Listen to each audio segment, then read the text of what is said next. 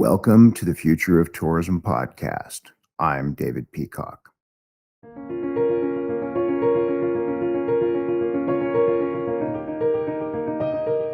Stop owning your own content. Young leaders are stepping up. Bring everyone to the table and imagine their world anew.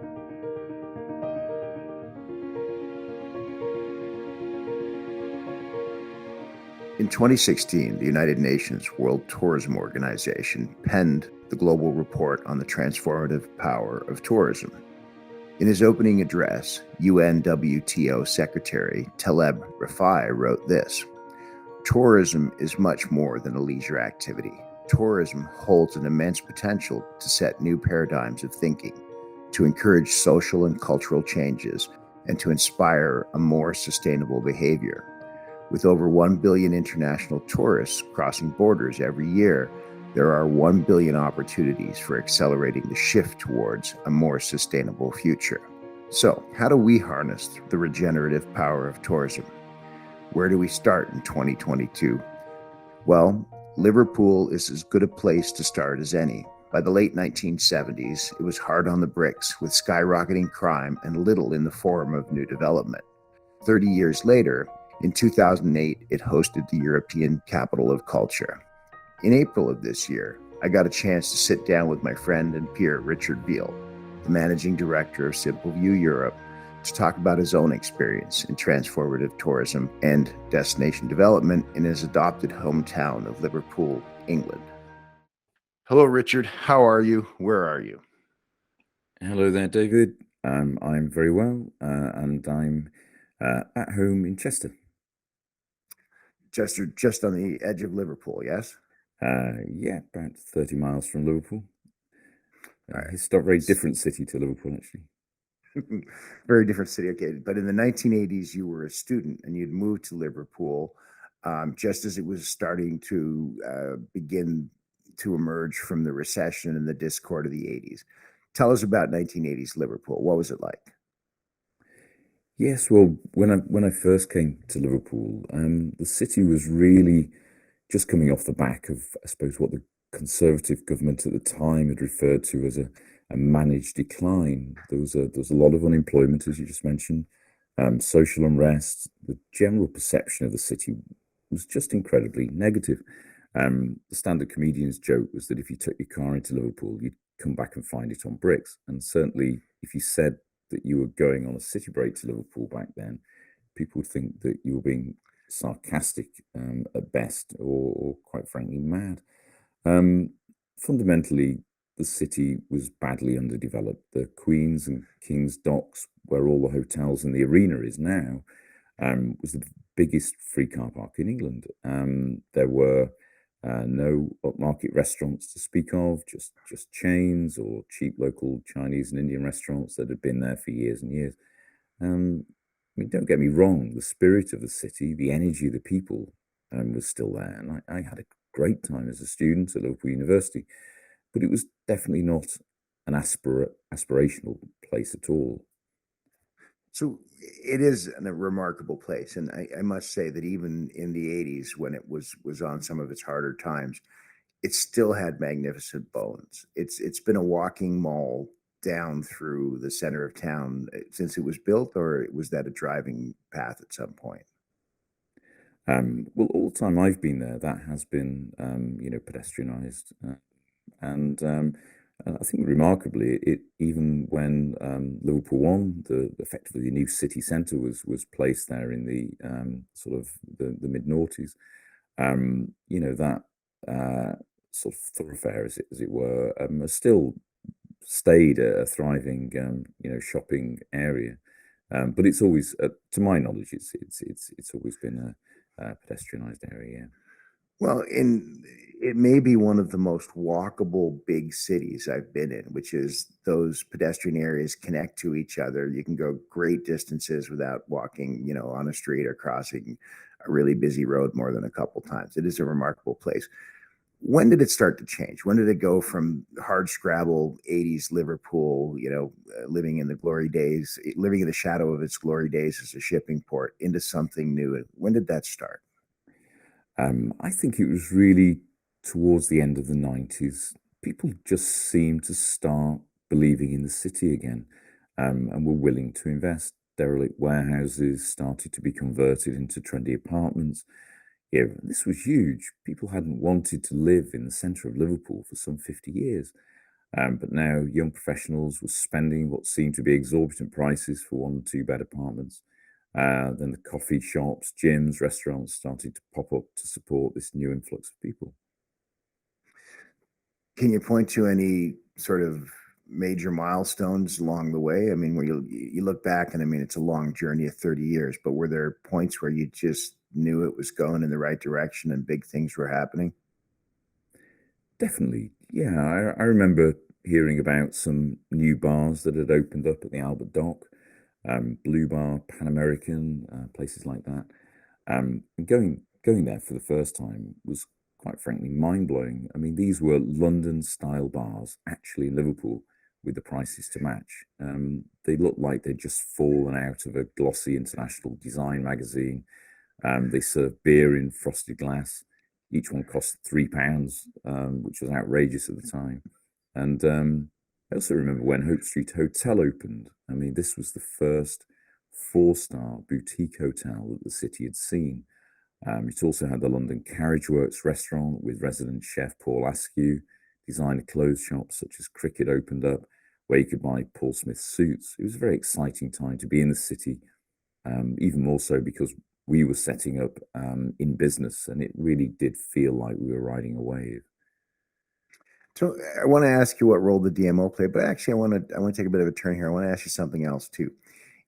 About the early 90s, you're shifting gears into the business of tourism. You've decided essentially to stay and live in Liverpool. Is that right?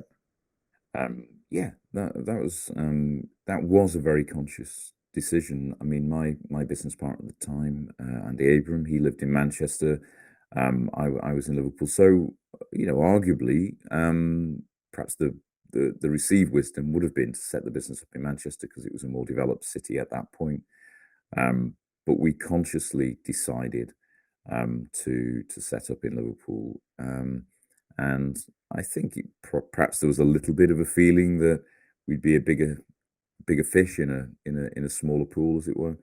But either way, but it really felt like Liverpool was happening, and it was a credible opportunity, for us to set up in Liverpool as opposed to Manchester. So you've got that entrepreneurial spirit. You're out of school. You're working with data and systems. Why tourism? Um, I mean, we did have a whole raft of the clients that any digital company would have, from lawyers to e-commerce projects, and all sorts of different clients. But I think what we liked about, I suppose we had a choice. It was either stay generalist or focus on a vertical, and Andy and I decided that if we specialize and become experts in digital tourism, that would set us apart from the crowd, and we really try and specialize, and that's what we did, and develop systems to support our work. So what year would that have been when you started? 99 was Okay, when so, we set the company up, in the basement of a hi-fi shop. okay, so You know, 99 things are happening, but digital tourism, we might as well take a quick look in the rear view here. Digital tourism in 99 meant a significantly different thing than it does today, didn't it? Oh yeah, I mean, I suppose we were just getting into the transition from tourist boards producing something like quarter of a million visitor guides a year and posting them out, literally posting them to people, and huge, great costs, huge waste of paper, probably a lot of the time.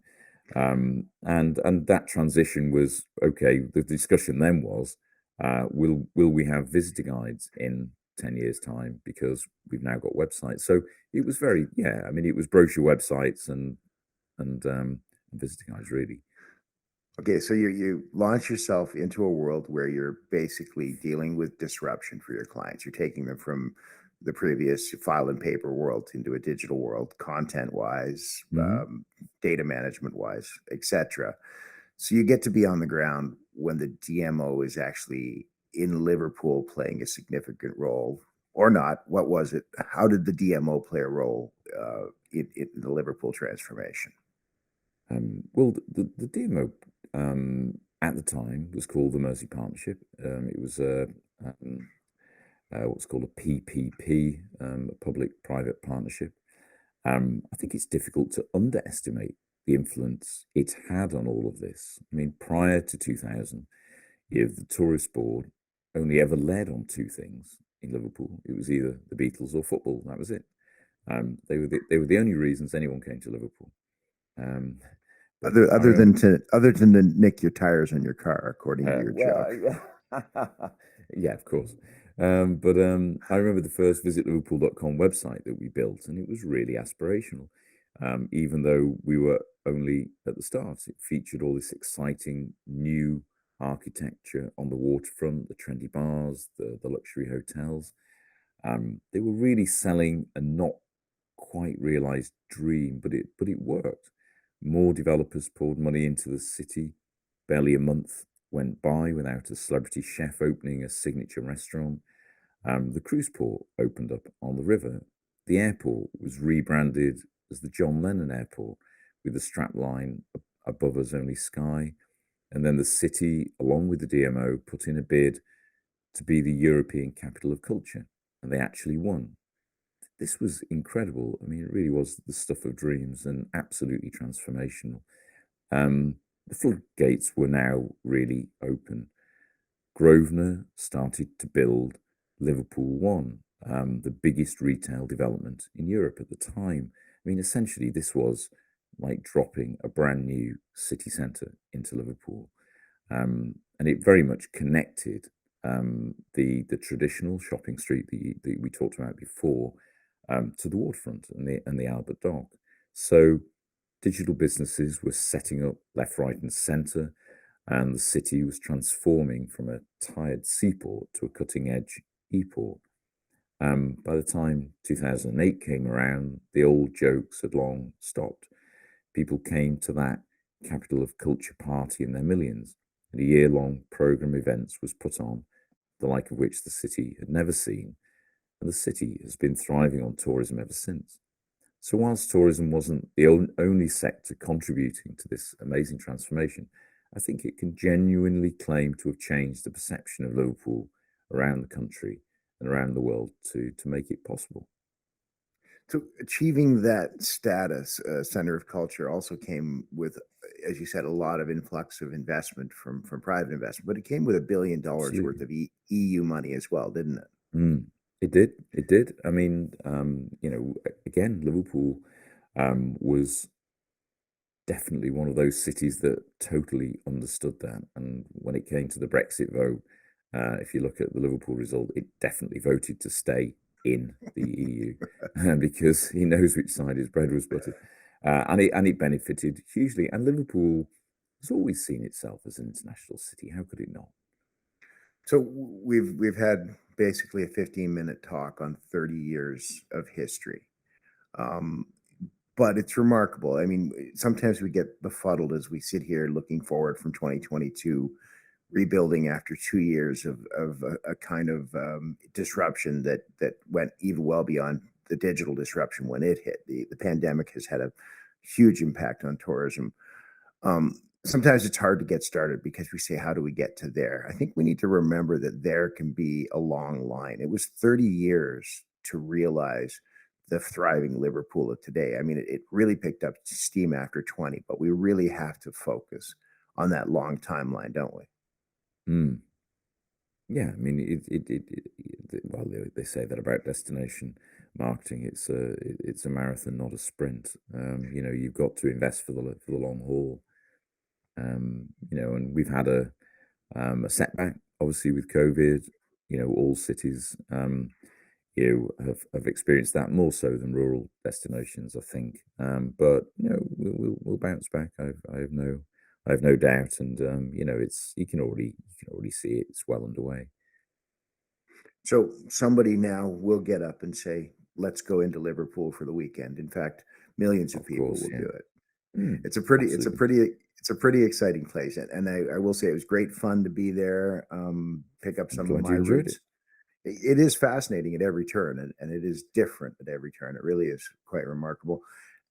As we round this out, let me ask you this. We're rolling into 2022. We know that more relevant, more regenerative focused destinations are going to be the wave of the future. We know the DMO has a huge role to play there if it steps up and takes on that role and function, defines it with its civic partners and its citizen partners. Last question, what are the systems, platforms, or tools that are going to be relevant as we roll forward? Where are they? How can we access them? Any intelligence on that would be helpful. Yeah, I mean, I think the um, provision of content by the DMO is always of paramount importance. You know, they are the authoritative source, aren't they, about their own destination? And I think the types of content that the DMO needs to either curate or generate, they fall into, if you like, three distinct buckets. You've got your marketing editorial content the DMO writes about its own destination. Yeah. You've also got the provider content. You know, all the things to do, to see, the what's on, the restaurants and the bars and so on. And that content um, needs to be, I think, collected collaboratively with the providers themselves. So having systems that the tourism businesses themselves can plug into, take ownership of their own content, share it with the DMO such that the DMO can share it and distribute it through other publishing channels. So having an efficient means to do that's important. And the final piece, of course, is the user generated content. So the people who are already visiting the city, they'll be creating content all the time. You know, with their smartphones, they'll be taking photos, they'll be posting stuff to social media channels. So we need aggregation platforms such as Crowdriff and so on to discover, aggregate that content, and be able to repurpose it, and make it part of the authentic story of Liverpool and why other people should come to Liverpool if they haven't already been. So, yeah, I mean, an integrated suite of tools that helps the DMO manage all of that content. And of course, the CRM, the relationship between the DMO and its stakeholders and all the providers, and the relationship between the DMO and its the community and its potential visitors as well. So integrated systems that deliver that efficiently are still where it's at. Wow, that's a really interesting observation. I couldn't agree more. The CRM is back in terms of its heyday. It's funny, you started your version of the CRM was more than 20 years ago, and you've come full circle. I believe too that it'll be one of the most important tools as we go forward the next decade, because tying that stakeholder network together, giving them a means to intercommunicate is going to be critically important. Isn't it funny, 20 odd years later, you're back at CRM? Uh, well, I mean, all of these things. It makes me laugh with cloud computing because, I mean, essentially, we were always delivering our software over the web, and it takes sort of 20 years for somebody to put a sort of sexy name on it. But yeah, no, sometimes you think there's nothing new. So names aside, English names always fascinate me. Names like Peacock and Liverpool. Um, it's been great talking to you. It's really, Likewise. we got to have more of these conversations with people who look at the development in their destination and point to how they got there. But again, the big underlining factor is you've got to have a goalpost on the horizon. Liverpool really stepped up in terms of going after the capital of culture, made a big difference, and it paid off.